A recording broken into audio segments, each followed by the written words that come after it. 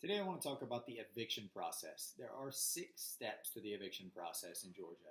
First, the notice is posted to correct the issue or vacate.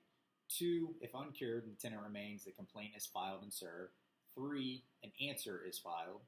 4, hearing is held and judgment issued. 5, if granted, writ of possession is posted. And finally, 6, possession of the property is returned to the landlord. Now I'll go into each one of these a little bit more in depth, starting with the notice. That's pretty straightforward. You need to give the tenant notice as to why you're going forward with an eviction.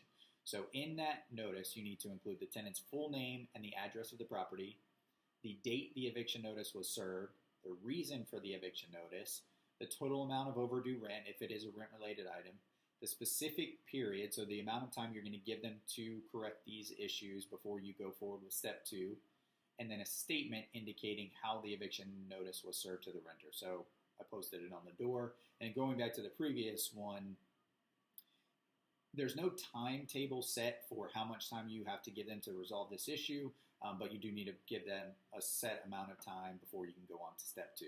So step 2 is if uncured and the tenant remains, the complaint is filed and served. So after that period that you gave them previously, we'll just say 7 days, 7 is going to repeat a few times in the eviction process, then you can go and file an affidavit. It will be posted to the tenant by the sheriff. At that point, this moves us to step 3, an answer is filed. So the answer is required by the tenant within 7 days of receiving that affidavit. If no response is given, you'll get a judgment, a default judgment, and you can move on to the next step. If they do respond, then what's going to happen is step 4, a hearing is going to be held and a judgment will be issued then. At the hearing, that gives the tenant the opportunity to plead their case as to why they should not be evicted.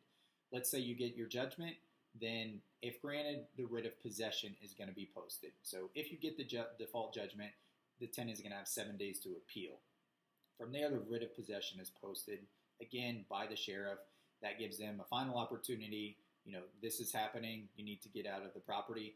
And then lastly, step 6 is the possession of the property is returned. So this is the point when the sheriff goes to the property and forcibly removes the tenant from the property.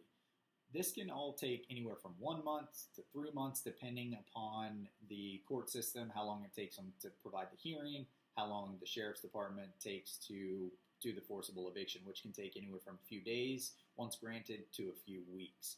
Lastly, you do not want to attempt to evict the tenant on your own. What I mean is don't show up at the house attempting to make them leave on your own forcibly. That is dangerous and illegal, not to mention. Use the courthouse that you have at your disposal to evict the tenant properly. Also, don't change the locks. Don't cut off all utilities thinking you're going to force them out that way.